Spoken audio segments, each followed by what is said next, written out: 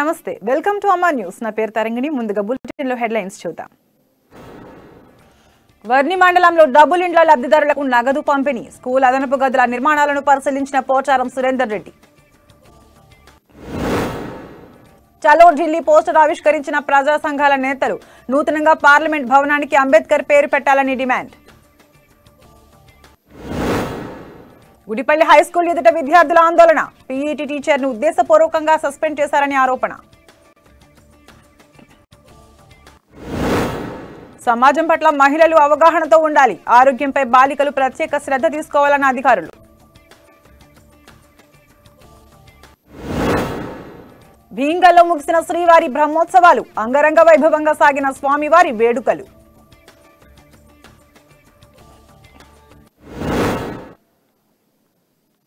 ఇక డీటెయిల్స్ చూస్తే నిజామాబాద్ జిల్లా ఎడపల్లి మండలంలోని వడ్డేపల్లి గ్రామంలో మల్లారం ఆశ్రమ వ్యవస్థాపకులు బాలయోగిపీఠ కృష్ణ మహారాజ్కు గ్రామస్తులు ఘనస్వాగతం పలికారు. మల్లారం నుండి రెంజల్ మండలం కందకుర్తి త్రివేణి సంగమం వరకు పిట్ల కృష్ణ మహారాజ్ పాదయాత్ర చేపట్టారు. మార్గ మధ్యలో ఉన్న వడ్డేపల్లి శివాలయంలో ప్రత్యేక పూజలు చేశారు. కార్తీక మాసంలో తాను 21 రోజుల పాటు దీక్షలో ఉన్నానని చెప్పారు కృష్ణ మహారాజ్. లోక కళ్యాణార్థం ఈ పాదయాత్రలు నిర్వహిస్తున్నట్లు పేర్కొన్నారు. ఒక్కసారి ఇక్కడ వస్తే మాకు కనిపిస్తారు కార్యము మార్కండ మాణిక్యులు భజన మండలి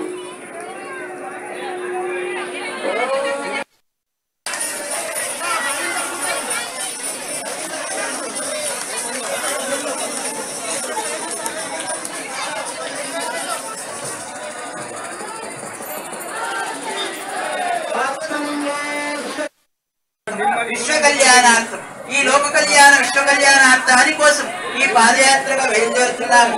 కాబట్టి ఈ ఎందుకు అంటే ప్రతినిత్యం మానవుడు కొన్ని పాపాలు చేస్తున్నారు. భక్తి చేయాలి, ఒక గంగా స్నానం చేయాలి, కార్తీక మాసం దీపోత్సవం, శైవ క్షేత్రాలు, మరి నారాయణ క్షేత్రాలు, వైష్ణవ క్షేత్రాలు కూడా దర్శించినా అన్ని ఉత్తమమైనటువంటి ధర్మమే. అందుకే ధర్మాన్ని ఆచరించిన వారికి సదా రక్షిస్తూ ఉంటారు. కాబట్టి ఇక మేము ప్రయాణం కొనసాగిస్తాము. మరి అందరికీ నిజామాబాద్ జిల్లా బాన్సువాడ నియోజకవర్గంలోని వర్ని మండల కేంద్రంలో నిర్మించుకున్న డబుల్ బెడ్రూమ్ ఇళ్లు నిర్మించుకున్న వారికి నగదు అందజేశారు పోచారం సురేందర్ రెడ్డి. అనంతరం ప్రాథమిక బాలికల పాఠశాల అదనపు గదుల నిర్మాణాలని ఆయన పరిశీలించారు. ఈ కార్యక్రమంలో housing DG Nageswararao, PSES Varni society అధ్యక్షులు సాయిబాబా, టీఆర్ఎస్ నాయకులు మేక వీర్రాజు, వంక నగేష్లు పాల్గొన్నారు.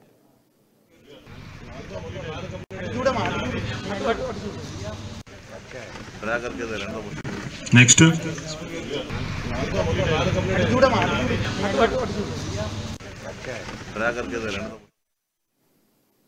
నిజామాబాద్ లో 28, 29 తలపెట్టిన చలో ఢిల్లీ కార్యక్రమానికి సంబంధించి కరపత్రాలను ప్రజా సంఘాల జేఏసీ నేతలు ఆవిష్కరించారు. ఈ సందర్భంగా కేంద్ర ప్రభుత్వం నూతనంగా నిర్మిస్తున్న పార్లమెంట్ భవనానికి అంబేద్కర్ పేరు పెట్టాలని ప్రజా సంఘాల జేఏసీ జాతీయ చైర్మన్ గజ్జల కాంతం అన్నారు. కేంద్ర ప్రభుత్వం ప్రజా వ్యతిరేక విధానాలు అవలంబిస్తోందన్నారు. కేంద్ర ప్రభుత్వం వెంటనే ప్రైవేటీకరణ పరంపరను నిలిపివేయాలని డిమాండ్ చేశారు.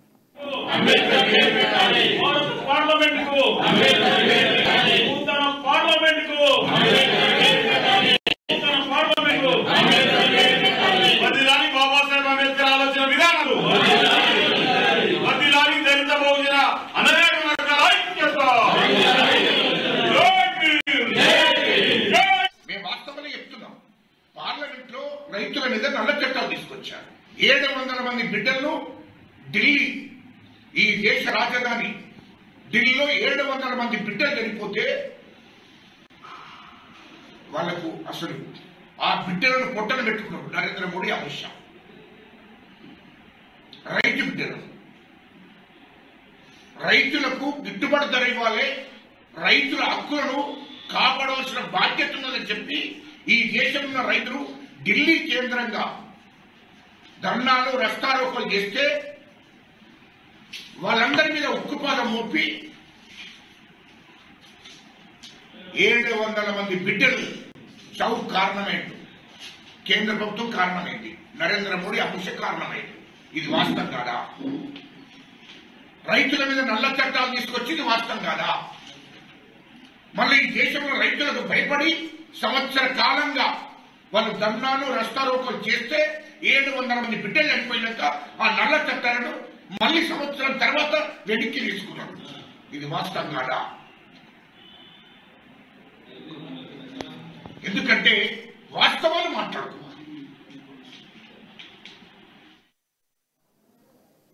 నల్గొండ జిల్లా పిఏపల్లి మండలం గుడిపల్లి హైస్కూల్లో పనిచేస్తున్న పోచమల్ల ఇద్దయ్య అనే పీఈటీ టీచర్ను అకారణంగా సస్పెండ్ చేశారంటూ పాఠశాల ఎదుట విద్యార్థులు తల్లిదండ్రులు ఆందోళన చేశారు. విద్యార్థులను కొట్టాడనే కారణంగా అధికారులు సస్పెండ్ చేయడం తగదన్నారు. తమ నుంచి ఎటువంటి ఫిర్యాదు లేకుండానే సస్పెండ్ చేయడం వెనుక ఆంతర్యం ఏంటని ప్రశ్నించారు. ప్రిన్సిపల్ దురుద్దేశంతోనే రాజకీయం చేస్తున్నారని మండిపడ్డారు.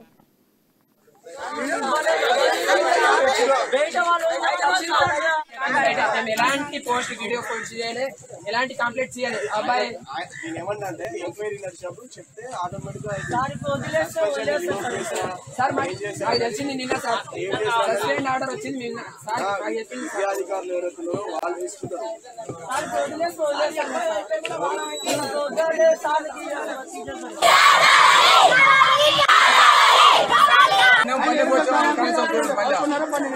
పిల్లలు ఎవరు వస్తున్నారు? ఏ కదండి కేంద్రం 44 చట్టాలను కార్మిక చట్టాలను 29 చట్టాలుగా మార్చారన్నారు ఏఐటీయూసీ కామారెడ్డి జిల్లా గౌరవ అధ్యక్షులు బిఎల్ నరసింహారెడ్డి. ఏఐటీయూసీ రాష్ట్ర మహాసభల పోస్టర్లను ఆవిష్కరించారు. ఈ సందర్భంగా పెట్టుబడిదారులకు అనుకూలంగా 4 లేబర్ కోడ్లను ప్రవేశపెట్టి కార్మికుల హక్కులను కాలరాస్తున్నారని మండిపడ్డారు. కేంద్ర రాష్ట్ర ప్రభుత్వాలు పెట్రోల్, డీజిల్, గ్యాస్, నిత్యావసర వస్తువులు పెంచడం వల్ల సామాన్యులు బతికే పరిస్థితులు లేవని విమర్శించారు. రాష్ట్ర మహాసభలో విజయవంతం చేయండి. ఈ నెల 27, 28, 29 తేదీల్లో యాదగిరిగుట్టలో ఏఐటీయూసీ రాష్ట్ర 3వ మహాసభలు జరుగుతున్నాయి. ఆ మహాసభల్ని జయప్రదం చేయాలని చెప్పి కార్మిక వర్గాలు విజ్ఞప్తి చేస్తున్నాను. అదేవిధంగా మరి ఈరోజు మన రాష్ట్రానికి ప్రధానమంత్రి రావడం జరుగుతుంది. మరి దాని వ్యతిరేకంగా ఏంటంటే విభజన హామీలు ఇంతవరకు కూడా ఇంతకాలమైనప్పుడు కూడా అమలు చేయలేదు కేంద్ర ప్రభుత్వం. అదేవిధంగా కార్మిక చట్టాలు 49 కార్మిక చట్టాలను మరి కార్మిక హక్కులను కాలరాస్తూ 4 కోడ్లుగా చేయడం జరుగుతుంది. దానికి వ్యతిరేకంగా మరి వాళ్ళ రాష్ట్ర వ్యాప్తంగా కూడా మరి మోడీ యొక్క రావడాన్ని వ్యతిరేకించారు. అందులో భాగంగా కామారెడ్డి ఏఐటీయూసీ సంఘం కూడా తమ నిరసనను తెలియజేస్తుంది. అదేవిధంగా కార్మికులు కూడా నిరసన తెలియాలని కోరుతున్నాం. ముఖ్యంగా సమాన పనికి సమాన వేతనం అని సుప్రీంకోర్టు ఇచ్చినటువంటి నిజామాబాద్ జిల్లా బోధన్ మండలంలోని జాడి జమాల్పూర్ గ్రామానికి చెందిన ఉప్పునిధుల లయశ్రీ గౌడ్ ఇటీవల జరిగిన నీట్ పరీక్షలో తెలంగాణలో 1711వ ర్యాంకును సాధించింది. జగిత్యాల గవర్నమెంట్ మెడికల్ సీట్ దక్కించుకుంది. ఈ సందర్భంగా విద్యార్థి లయశ్రీ గౌడ్ను ప్రముఖులు అభినందిస్తున్నారు. ఈ సందర్భంగా లయశ్రీ గౌడ్ను పశుఘనాభివృద్ధి సంస్థ జిల్లా కార్యనిర్వహణాధికారి డాక్టర్ శ్రీశైలం అభినందించారు. భవిష్యత్తులో ఉన్నత స్థాయికి ఎదగాలని ఆకాంక్షించారు.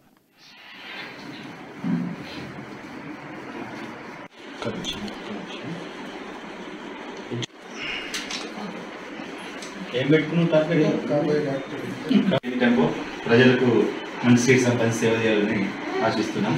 మీకు ఆ భగవంతుడు. నిజామాబాద్ జిల్లా భీంగల్ మండలం లక్ష్మీ నరసింహన్ క్షేత్రంలో శ్రీవారి బ్రహ్మోత్సవాలు ముగిశాయి. బలి ప్రధానం మునరించి ధ్వజ అవరోహణం, కొండబలి జరిపారు. అనంతరం శ్రీలక్ష్మీ నరసింహుల ఉత్సవ విగ్రహాలను మంగళ వాయిద్యాలు, మేళ తాళాలు నడుమ పుష్కరిణి మంటపానికి తీసుకొచ్చారు. సమస్త భక్తజనుల జయ జయ ధ్యానాల మధ్యలో లాలిపాటలు పాడుతూ డోలసేవ నిర్వహించారు. డోలసేవ కార్యక్రమంలో కొండపై సాగిన ఉత్సవాలు ముగిశాయి.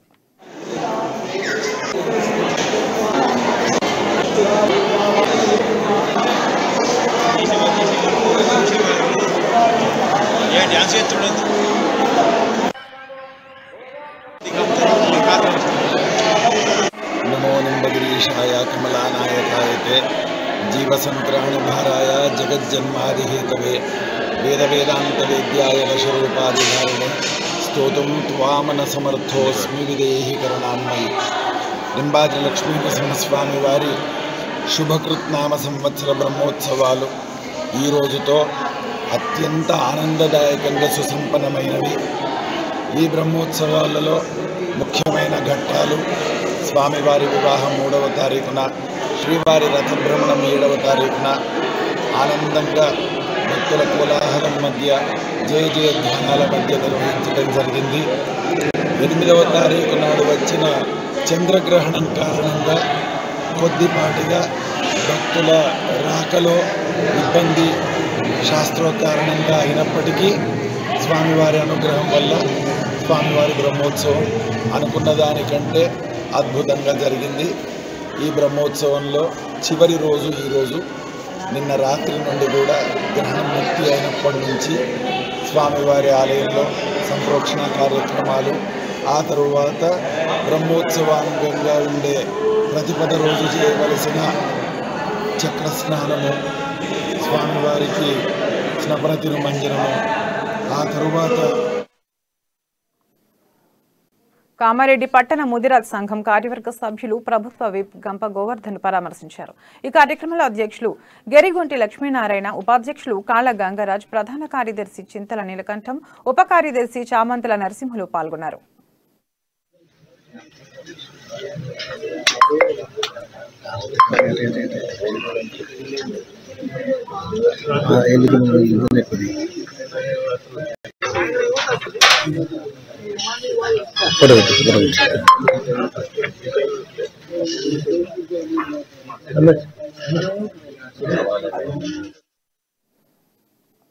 సమాజంలో బాలికల ప్రవర్తన బాగుండాలని ఎడ్యుకేషనల్ ఆఫీసర్ దస్తరాం తెలిపారు. కామారెడ్డి మండల కేంద్రంలోని కస్తూరిబా పాఠశాలలో అవగాహన సదస్సు నిర్వహించారు. ఆరోగ్యకరమైన ఫుడ్ తీసుకోవడం, న్యూట్రిషన్ ఎలా వాడుకోవాలో దాని గురించి క్లుప్తంగా వివరించారు. ఈ సందర్భంగా బాలికలు యుక్త వయసు వచ్చిన తర్వాత సమాజంలో ఎలా ఉండాలి, ఎలా ప్రవర్తించాలి అనే విషయాలపై అవగాహన కల్పించారు.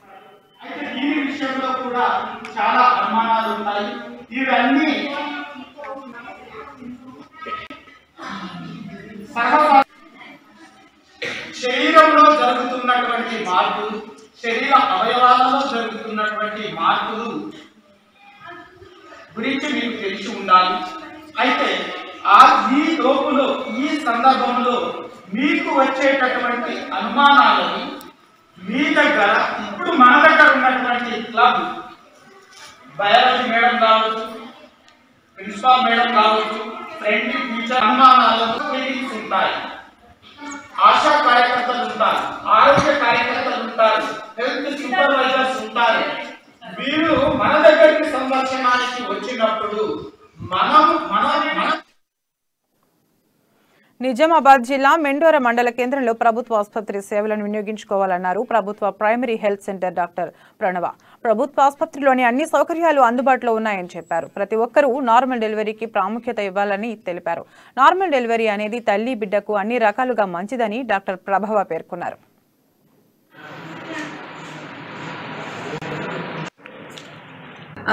మెండోరా మండల ప్రజలందరికీ నా నమస్కారం. నేను డాక్టర్ ప్రణవ, పిహెచ్సి మెండోరాలో వర్క్ చేస్తున్నాను. సో మెండోరా ప్రజలకు, గర్భిణీ స్త్రీలకు నేను చెప్పే సలహా, గవర్నమెంట్ హాస్పిటల్లో డెలివరీ అవ్వండి. నార్మల్ డెలివరీకి మ్యాక్సిమం ట్రై చేయండి. నార్మల్ డెలివరీయే సేఫ్ డెలివరీ.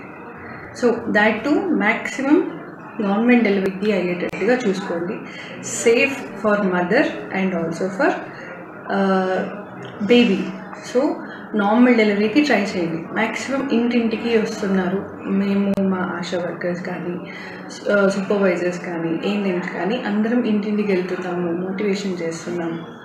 సో అందరూ ఖచ్చితంగా నార్మల్ డెలివరీకి ట్రై చేయండి. ఇప్పుడు ఇంకా ఇక్కడికి వచ్చిన తర్వాత మెండోరాకి హాస్పిటల్కి వచ్చి అందరూ సేవలు తీసుకోవాలి. ఓపీ కూడా చాలా పెరిగింది.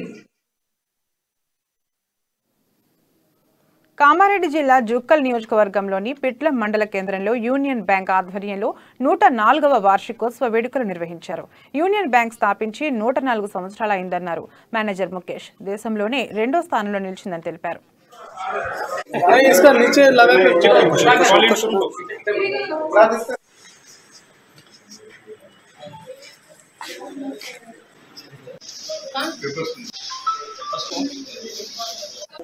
और अपना माइलस्टोन अच्छा बैंक है, ऑल ओवर इंडिया के अंदर स्टोर करेंगे अपना बैंक का, state bank of India, bank of Baroda, इसके बाद फोर्थ नंबर पर अपना बैंक है। इससे कि ई स्मॉल बैंक हम लोग इनहेंस सक्सेस सर्विस एक्सेलेंस, उसके अंदर अपन को सेकेंड रैंक आया फर्स्ट टाइम क्वार्टर के अंदर। इसके पहले अपना 5th या 6th रैंक चलता था, अभी ऑल ओवर इंडिया के अंदर अपना सेकेंड रैंक आया। तो अपना एक बड़ा माइलस्टोन है, तो सब लोग एक बार क्लिक करेंगे।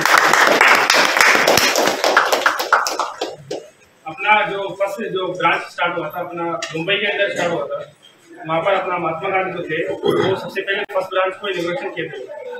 इसके बाद अपना जो फाउंडर है सेठ सीताराम जी किशोर का वो फर्स्ट वहाँ से दोनों में मिलकर के अपना बैंक का यूनियन बैंक ऑफ इंडिया का इस्टेब्लिश हुआ था। 2020 के बाद फिर अपना अमेगेशन हुआ, Andhra bank, corporation bank, union bank, तीनों मिलकर के एक बैंक बन गया। इसके बाद से अपना 104 बोले तो मैक्सिमम अपना जितने ब्रांचेज है जो भी यूनियन बैंक ऑफ इंडिया और दूसरा अन्य सभी बैंक को मिला करके अपना सबसे पुराना बैंक है। ప్రధాని మోడీ రాకకు దాదాపు అన్ని ఏర్పాట్లు బ్రహ్మాండంగా ప్రారంభమయ్యాయని మాజీ ఎంపీ బూరా నరసయ్యగౌడ్ అన్నారు. బీజేపీ నాయకులు కార్యకర్తలు మోడీకి స్వాగతం పలకడానికి సిద్ధంగా ఉన్నారని బూరా నరసయ్య తెలిపారు. కేసీఆర్ ఏం చేసినా భయపడేది లేదన్నారు. ప్రధాని మోడీ పర్యటనపై మరింత సమాచారం మా ప్రతినిధి కావ్య అందిస్తారు. బ్రహ్మాండంగా తెలంగాణ రైతులు, తెలంగాణ ప్రజలు మోడీ రాక కొరకు ఎదురు చూస్తున్నారు. ఎందుకంటే అన్ని పార్టీలకు రైతే రాజు అనేది కేవలం నినాదం, కానీ బీజేపీ ప్రభుత్వానికి మోడీ గారికి ఇది విధానం. ఈరోజు రామగుండం ఎరువుల ఫ్యాక్టరీ యొక్క జాతికి అంకితం ఇది కార్యక్రమం ఒక 2-3 అంశాలు తెలంగాణ రైతులకు స్పష్టంగా తెలుస్తుంది. ఈరోజు ఎరువుల సబ్సిడీ ద్వారానే ఎకరానికి దాదాపు 5-6 వేల పంటకు సబ్సిడీ ఇస్తున్నటువంటిది బీజేపీ ప్రభుత్వం, కేంద్ర ప్రభుత్వం. కెమికల్స్కు ఇన్సెక్టిసైడ్కి ఇచ్చేది కేంద్ర ప్రభుత్వం, సాయిల్ టెస్ట్ చేసేది కేంద్ర ప్రభుత్వం, ఇరిగేషన్ ప్రాజెక్టు సత్వరమే పర్మిషన్స్ ఇచ్చేది కేంద్ర ప్రభుత్వం. అదేవిధంగా రైతులు అంటే సాగు చేసేది భూమి కాదు, రైతు పండించే రైతుకు ఎంఎస్పి దాదాపు రేటు డబుల్ గత 8 ఏళ్లలో చేసింది మోడీ ప్రభుత్వం. ఫుడ్ ప్రాసెసింగ్ ఇండస్ట్రీని పెద్దగా ఏర్పాటు చేసింది మోడీ ప్రభుత్వం. అదేవిధంగా ఫసల్ బీమా యోజన ఏర్పాటు చేసింది మోడీ ప్రభుత్వం. ఇది డ్రిప్ ఇరిగేషన్కు సబ్సిడీ పెట్టింది మోడీ ప్రభుత్వం. అంటే ఒక విధంగా మోడీ ప్రభుత్వం, బీజేపీ పార్టీ చేసే చాలా ఉంది కానీ పబ్లిసిటీ తక్కువ, అది సమస్య. ఇతర పార్టీలు గోరంత చేస్తే కొండంత పబ్లిసిటీ, ఇక్కడ కొండంత చేసి కూడా గోరంత పబ్లిసిటీ లేదు. ఈరోజు మోడీ రాకతోనే బీజేపీ ప్రభుత్వం, కేంద్ర ప్రభుత్వం చేస్తున్నటువంటి అనేక రైతు సంక్షేమ అభివృద్ధి కార్యక్రమాలు ప్రజలకు తెలుస్తుందనే భయంతో ఇతర పార్టీలు భయంతో చిల్లర రాజకీయాలు చేస్తున్నారు. దానివల్ల ప్రజలు ఇంకా స్పష్టంగా తెలుస్తుంది. ప్రతి గింజ కొనేది కూడా కేంద్ర ప్రభుత్వాన్ని ఈరోజు తెలిసింది. అందుకొరకు మీ ద్వారా తెలంగాణ ప్రజలకు, రైతులకు విజ్ఞప్తి చేసేది ఒకటే, మీరు దయచేసి స్పష్టంగా తెలుసుకోండి నిజంగా రైతుల పక్షాన్ని ఎవరు ఉన్నారు, రైతులను కేవలం ఓటు బ్యాంక్గా వాడుకునేది ఎవరు అనేది తెలుసుకోండి. బీజేపీ ప్రభుత్వంతో కలిసి ఉండండి, మద్దతు ఇవ్వండి.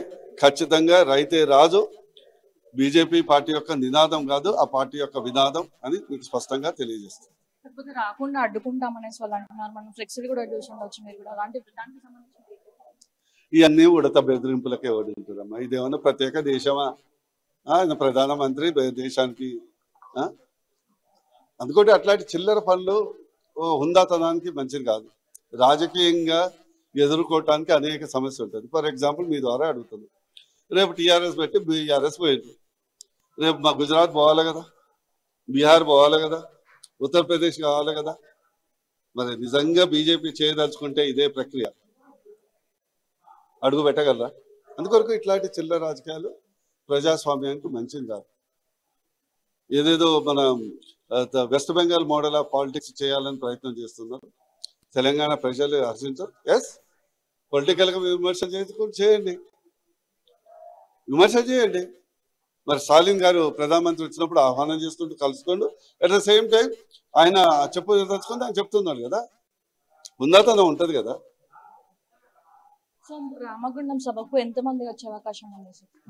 చాలా మంది వస్తారు, కానీ చాలా మందిని తరలింపే అది సమస్య కాదు. చాలా మంది స్వచ్ఛందంగా వస్తున్నారు.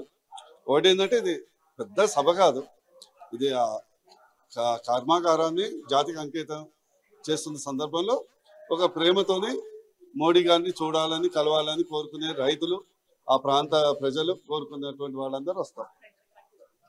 రైట్, చూస్తారు కదా, రైతుని రాజుని చేయడమే లక్ష్యం అనేసి అయితే వాళ్ళు చాలా గట్టిగా వ్యక్తం చేస్తున్నారు. ఖచ్చితంగా ఈ సభ మాత్రం ఖచ్చితంగా సక్సెస్ అవుతుంది అనేసి అయితే వాళ్ళు చాలా గట్టిగా వ్యక్తం చేస్తున్నారు. రాజుతో కావ్య అమ్మ న్యూస్. మొయినాబాద్ ఫామ్ హౌస్ కేసులోని నిందితుల్ని రాజేంద్రనగర్ పోలీసులు విచారిస్తున్నారు. విచారణలో నిందితులు పొంతన లేకుండా సమాధానం చెప్తున్నారని తెలుస్తోంది. ఇవాళ నిందితుల వీడియో ఆడియోలను ఫోరెన్సిక్ కు పంపించారు. పోలీసులు వారికి సంబంధించిన కాల్ రికార్డ్స్ ను కూడా ఫోరెన్సిక్ పంపించారు. పోలీసుల కస్టడీ అనంతరం పోలీసులు పూర్తి నివేదికను కోర్టులో సబ్మిట్ చేయనున్నారు. ఇక మొయినాబాద్ ఫామ్ హౌస్ కేసుకు సంబంధించిన మరింత సమాచారం మా హైదరాబాద్ బ్యూరో ప్రణయ్ అందిస్తారు.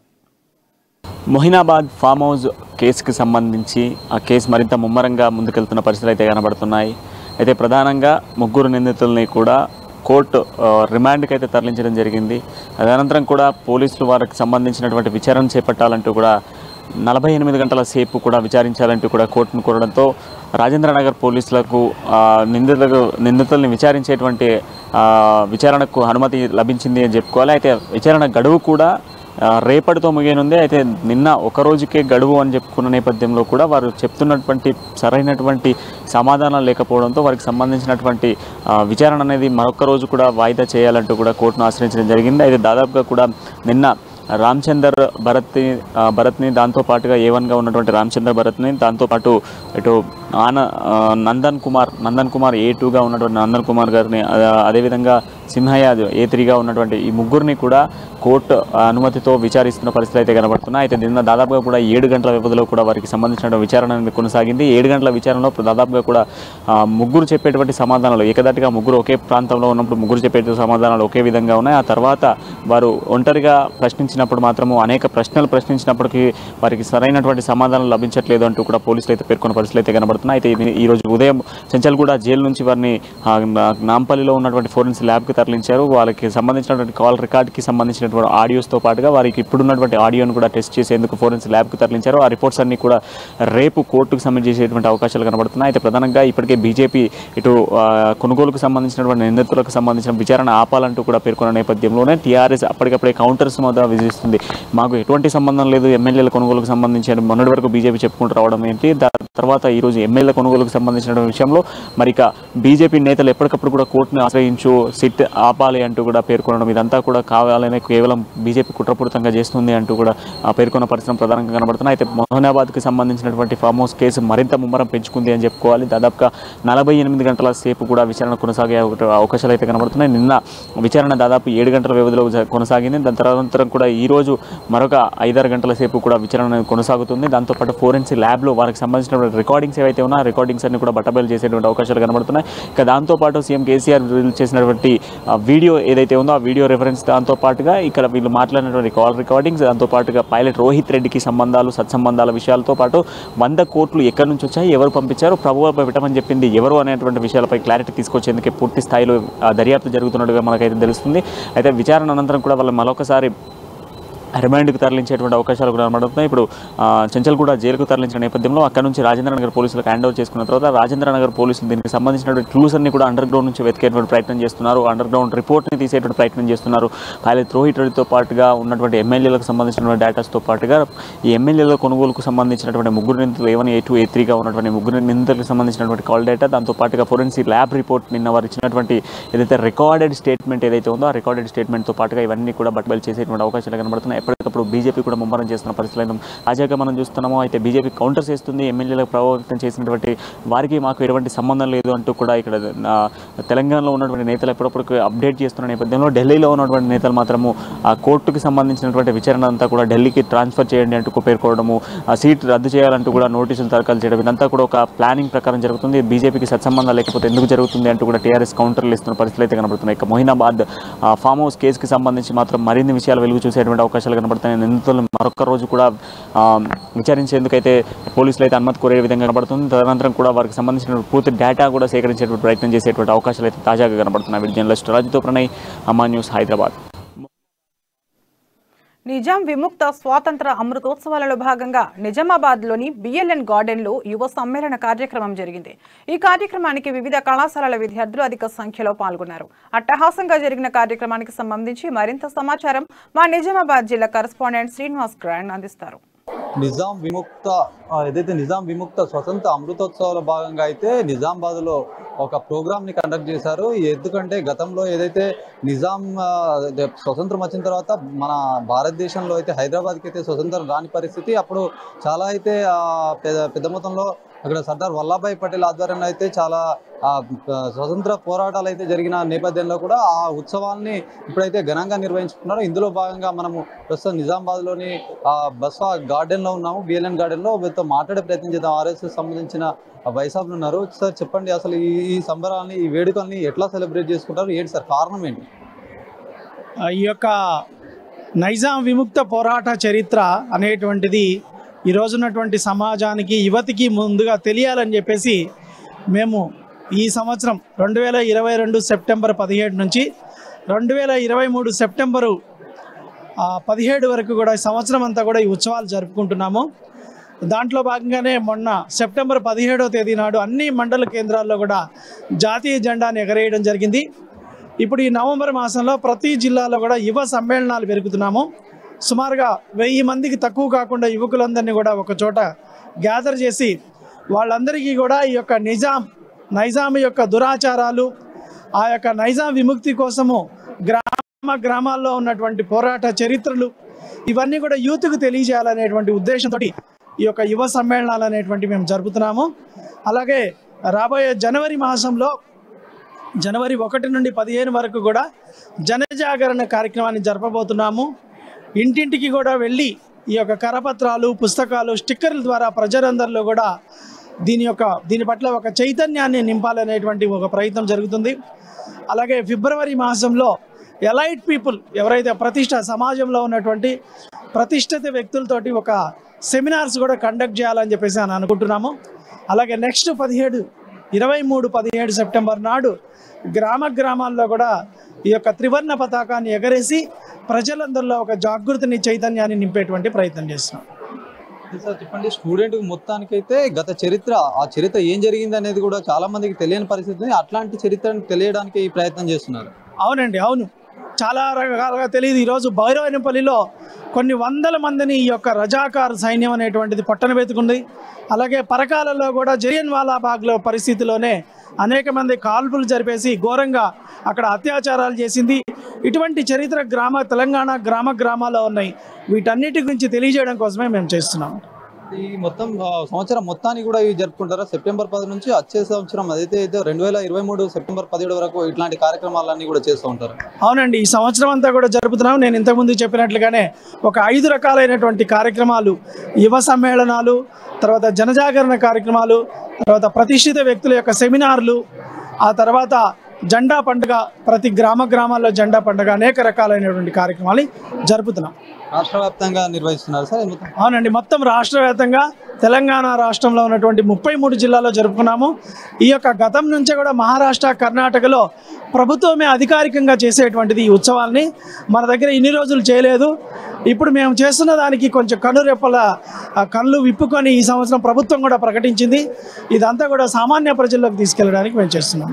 అయితే ప్రజలతో పాటు ఇక్కడ విద్యార్థులు, ఈ రోజు ఏదైతే విద్యార్థులు రేపటి భారత పౌరులు అని చెప్పేసి కూడా చెప్పిన సందర్భంలో విద్యార్థులు ఇట్లాంటి వాళ్ళకు ఎడ్యుకేట్ చేసే ఏదైతే ఇట్లాంటి క్లాసుల ద్వారా అయితే వాళ్ళకి తెలియజేసిన ప్రయత్నం వాళ్ళకు రేపొద్దున వాళ్ళు ఎట్లాంటి తీసుకుని వాళ్ళకి ఫ్యూచర్లో యూజ్ అవుతాయంటారా? ఇది నిజ చరిత్ర తెలియాలండి. నిజమైన చరిత్ర తెలిసినప్పుడే గతంలో చరిత్రలో జరిగిన పొరపాటులు మళ్ళీ జరగకుండా చూస్తారు. వీళ్ళు రేపొద్దున ప్రొఫెసర్లుగా, ఇంజనీర్లుగా, డాక్టర్లుగా, పొలిటీషియన్స్గా అవుతారు. ఎవరైతే స్వాభిమానమైనటువంటి చరిత్ర తెలిసినప్పుడే వాళ్ళు రేపొద్దున దేశం కోసం జీవించి పనిచేయగలుగుతారు. లేకపోతే స్వార్థపూరితులైపోయేటువంటి అవకాశం ఉంది. ఆ విధంగా కాకుండా వీళ్ళు కూడా ఒక జాతీయవాదులుగా, దేశభక్తులుగా కావడం కోసమే ఇది చేస్తున్నాము. యువతకు, ప్రజలకు ఎలాంటి సందేశం ఇస్తారు సార్ చివరగా? వాళ్ళందరూ కూడా తమ చదువులతో పాటు తమ కుటుంబాలతో పాటు దేశం గురించి ఆలోచించాలి. మన యొక్క గత చరిత్రను తెలుసుకోవాలి.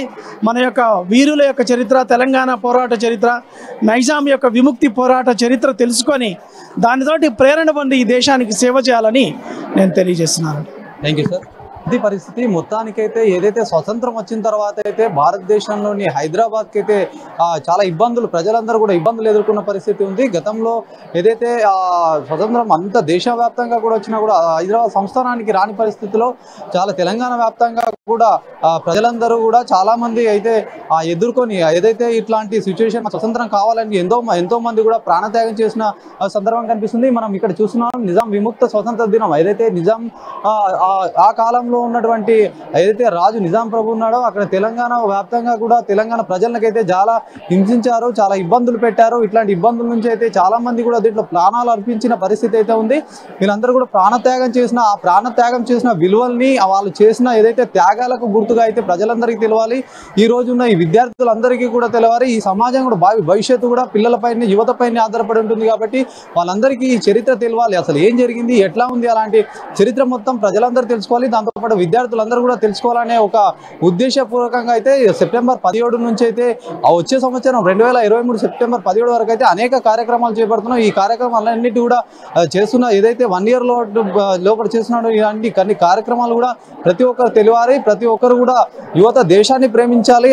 అలా దీంతో పాటు కూడా ప్రతి ఒక్కరు కూడా ఒక మంచి సద్భావంతో ఇవన్నీ తెలుసుకోవాలి. చరిత్రలో ఏం జరిగింది, ఎంత ఇబ్బందులు ఎదుర్కొన్నారు, ఎట్లాంటి ప్రాణత్యాగం చేస్తే ఈ రోజు మనం ఇంత స్వేచ్ఛ స్వతంత్రాలను అనుభవిస్తున్నామనే ఇవన్నీ తెలియాలనే ఉద్దేశంతో కూడా ఇట్లాంటి కార్యక్రమాలు చేపడుతున్నామని చెప్పేసి కూడా చెప్పిన పరిస్థితి కనిపిస్తుంది. కెమెరామెన్ భాస్కర్తో శ్రీనివాస్, అమ్మా న్యూస్, నిజామాబాద్.